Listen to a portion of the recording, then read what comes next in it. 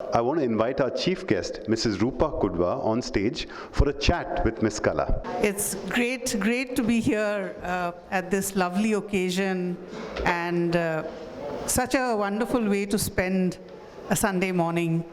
You've all got delicious teasers about the book from the fascinating panel discussion, which I hope has whetted your appetite for more. And the wonderful speakers who just came before us also shared lovely memories and things we did not know about Kala. And really, I was struck by how multifaceted a person you are. So with all of that, it's now time to hear from the lady of the moment herself, Kala. And maybe I'll begin by asking you, what motivated you to write this book? So Roopa, this particular year is an important year of my life as I turned 60. And I wanted to do something special. In a way, I wanted to do something that would outlive me. So I decided to write a legacy for my grandkids. But what began as a personal memoir finally snowballed into a book which I had never thought in the first place. But of course, I'm very happy. This is a gift of love, which a grandparent can give a grandchild. It's an invaluable gift, and during the process of writing this book, it added a lot of value to my life. I do hope that it adds a lot of value to the readers' lives, and today, with the help of all of you present here, we are turning this gift of love into a gift of life, because we are helping a 2-year-old battle cancer through the proceeds of this book. So this was my motivation, yes. It was a means to an end, yes. That's lovely, and I've had many conversations with you through the evolution, and I can relate to, what started off with one thing really ended up in another place, but a very good place. You've been a beloved teacher for 15 years. You've touched the lives of and inspired close to almost 2,000 children. That's a massive number. And you also interact with a lot of young people. Can you share some of your observations about young people? And why do you think young people in particular will benefit from this book? Yes. So I come across a lot of youngsters, and I see a common thread of mistakes that they make. Majority of them, Of course, some are very sorted, but there are some who may benefit if they read my book. First and foremost is the erratic food habit. They are high on sugar, fat, and refined food, which adds empty calories to them, and does not help them, their nutrition in any way. So that is the first aspect which I see, where they can include good nutritious diet in their food. Maybe 5 colored vegetables, 5 colored fruits. Here there are a lot of bakery products and all, which are empty calories. So that is the first thing, the erratic food habits among the youngsters, which of course then leads to a lifestyle disease, like early diabetes. In the 30s, they end up with diabetes and hypertension. They have early burnouts, and for which they pop, because of the stress levels, they end up popping antacids. So because of these lifestyle diseases, in their 30s, which I'm just shocked. Then I asked these youngsters, I said, do you have a personal insurance? And I'm shocked that many of them don't have a personal health cover. They are covered by their companies, all right, but that is a paltry 2 lakhs and all, which is not of, hardly, and it doesn't amount to much in these days. So I would, through my book, draw awareness to the fact that, every youngster, or rather every human being, that from the time they are born, they should be under a medical umbrella, just in case, So that's the second point. The third point I see is they have, it's a consumeristic society, so they have endless wants. which makes them irresponsible adults. So they spend recklessly, mindlessly, without a care for the, for tomorrow. They don't realize that from 25 to 60 is about 35 years of working life. And today we have longevity and longer lifespans. So you live well into your 90s. So a person who earns from 25 to 60, that money should last till 90. It's a sad thing if they outlive their money. So that is another problem which I have seen, that if they don't start early, then they don't benefit from that. The third mistake which I have seen. Because they spend recklessly, they end up with credit card debts. And they get into a vortex of just giving the minimum due and, stare into a bleak future. So I feel they're drowning in information, but starving in wisdom. So,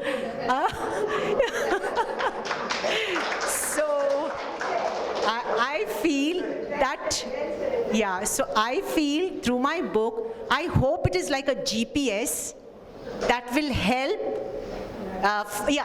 find their direction so that they avoid these common pitfalls in life. That's awesome, Kala.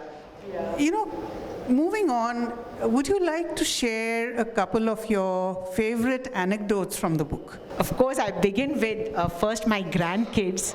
When my elder grandkid asked me, "Mama, did you order me online?"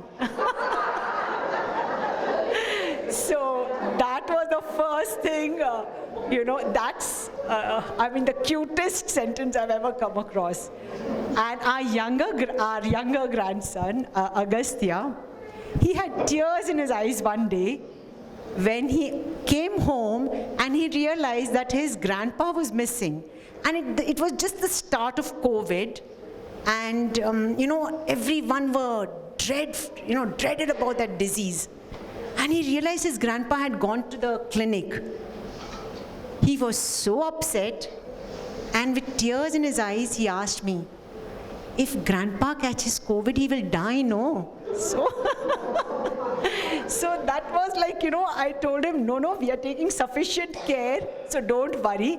We are putting on the mask, the PPE kit and stuff like that, so you don't worry. So that was regarding the two grandkids.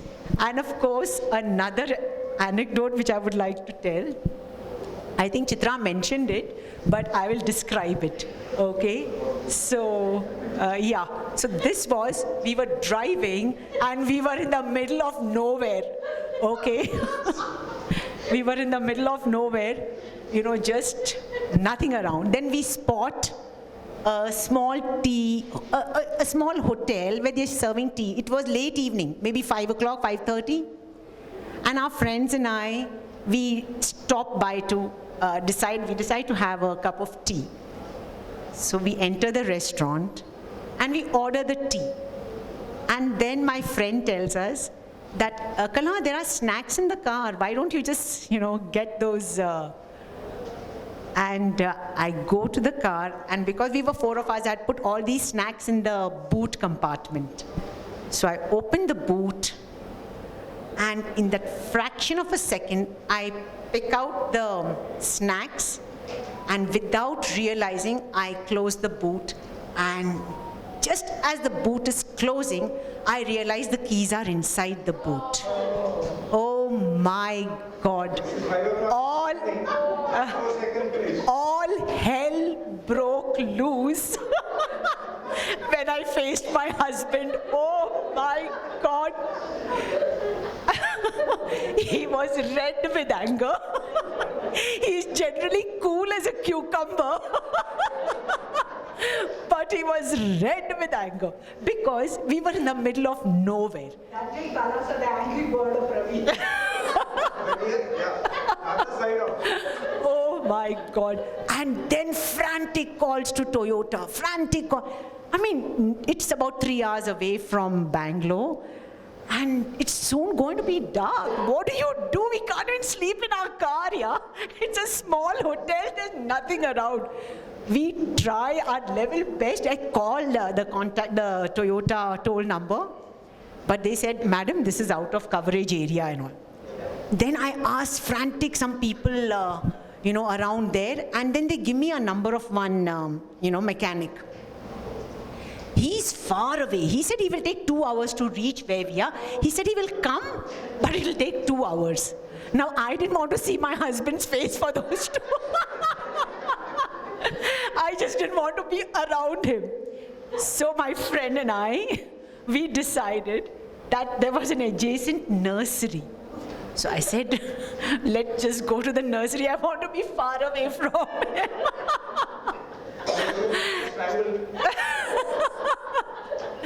So then we go to the nursery, and I knew now that there's going to be a long time for the mechanic to arrive. So we spend about good 45 minutes in the nursery, and I bring back 2 plants, peach and red, crimson red, and that's exactly the color of my husband's face. Meanwhile, my friend, in all her eagerness to help, she had removed her car keys. And we had fiddled with those car keys.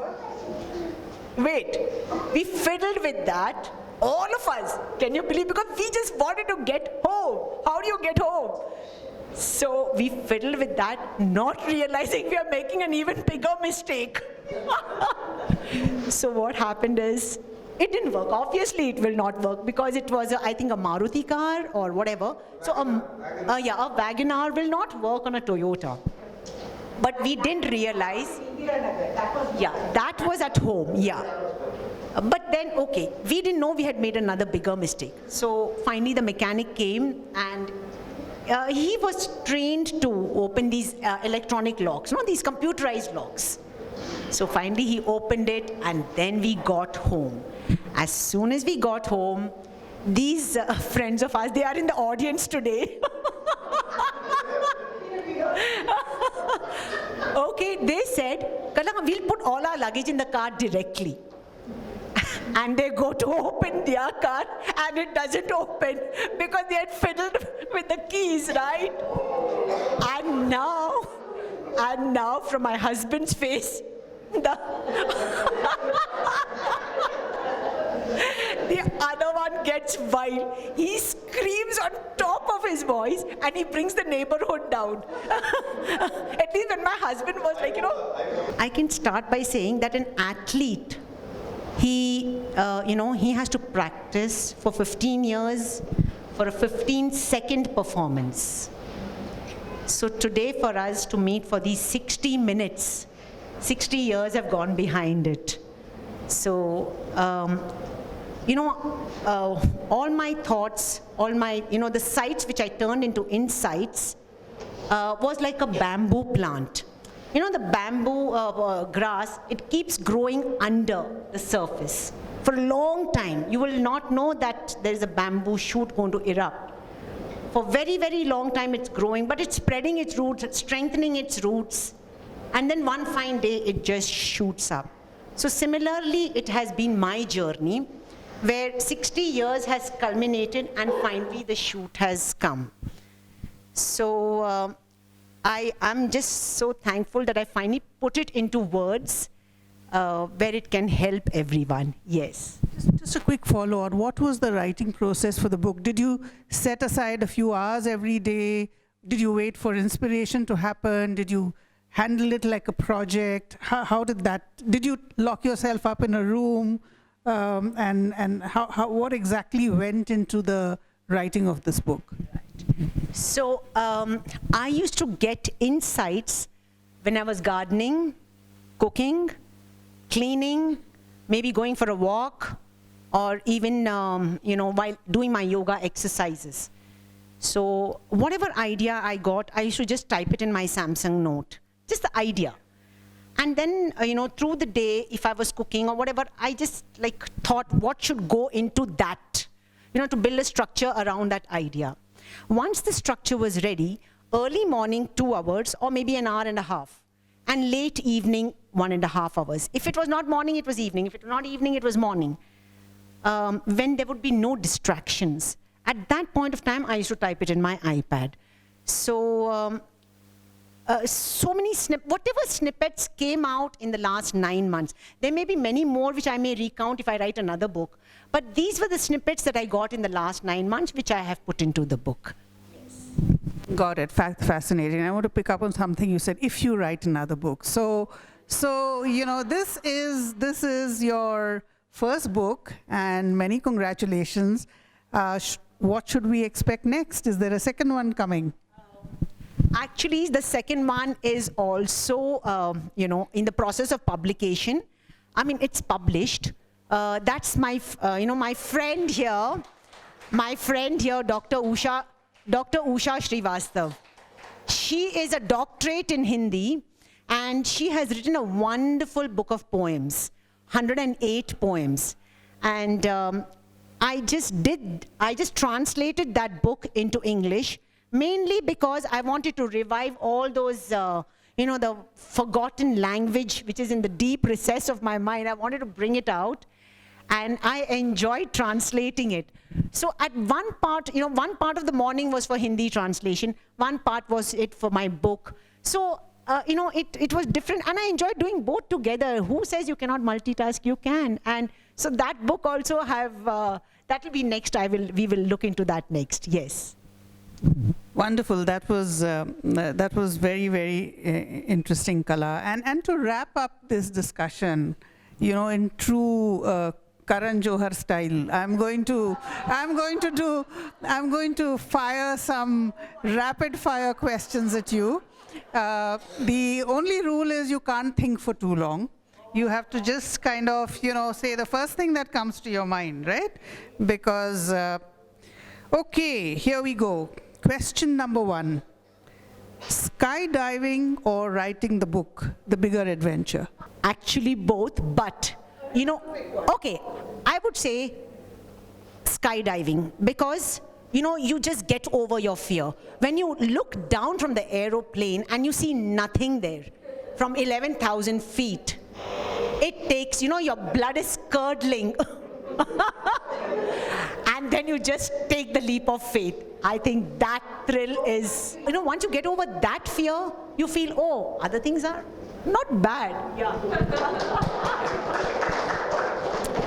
Question 2, what's the biggest challenge you have faced in life? Finding the right spouse for our daughters. Yes, I would think, yes. And absolutely no regrets. Yes. Yes, and their families, of course. And I think getting the right, yes, that is the most challenging thing, yes. Okay, my life hacks aside, what is your favorite book? In finance, it is Rich Dad, Poor Dad. Yeah, and of course, you know, The Kite Runner. Oh my God. His books I can read over and over again. Yeah, Khaled Hosseini. I mean, he's brilliant. So even The Thousand Splendid Suns, all his books are my favorites. And I remember in school it was, in college it was Atlas Shrugged, that one. Ayn Rand, yes. So these have been my favorite books. Okay, rank the following in the order you enjoy them the most. Cooking, gardening, working out, and writing. All are de-stressing actually. So, okay, cooking sometimes can get laborious when it is forced on me. So, no, not forced, but it can get overwhelming if, you know. So if I had to rank, see, it's gardening first because that brings you closest to God. So that is first, okay. Second could be writing. Third could be cooking. And finally, whether I like it or not, it is exercising because I do it to keep fit. And final question, Kala, you've given a lot of advice in this book, and tips in this book which people will find very useful. I wanted to ask you, what's the best piece of advice you've ever got? Let no one decide or let no one tell you what you cannot do. Don't allow others to put limitations on you. You can design the life you want. And that is the best advice I have got. My grandpa, yes. And on that note, we will open it up to the audience for a few questions. Kala, I'll leave you to hold the mic. Right. Yeah, hi, my name is Jayashree. My question to you is, of course, at this age of 60, you have your experiences, perfectly fine, I understand. And I'm not yet 60, I'm going to reach very soon. But what you have written in your teens or in your 20s and 30s, what mistakes did you do which helped you? Several, you keep making, mistakes are a part of life. But if you make that mistake again, then it becomes a sin, I think. So, yeah, every time you realize there are mistakes which, I had no financial knowledge when I was in my 20s and 30s. And I regret that. I don't know whether it's fortunate or unfortunate. Both my husband and I didn't have it. So I said, one of us have to now gear up. We cannot, leave it to an XYZ to manage, to tell us what the way our money will work best. I think we can learn. Let me try to learn. And it was not rocket science. It was like step by step, like how you progress. I took one step at a time. And finally, you can get there where I have got, right? So I would suggest that youngsters, begin from their first salary itself, where they can set aside a 20% or even, nothing like setting aside even, if you can, 80% of your salary to invest. Because the earlier you start, the bigger fruits you will reap, right? So that is the mistake we made. But, there is no looking back. What is gone, but we can always improve, yes. If you have to define yourself in one word, what would it be? That can come into my mind is kalakar.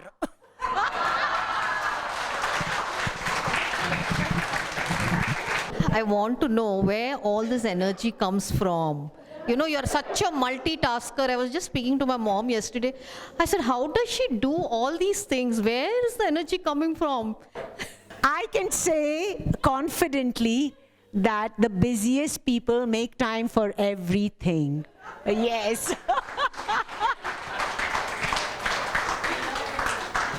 Yeah, so if you can slot your day, you can make time for everything, yeah. It's only when you don't have you don't have a itinerary for the day, then only you are, just wasting time. So that doesn't arise in my case. I don't know what it is to waste time. So my girls sometimes tell me, Amma, you need to relax, Amma. But I'm not made that way.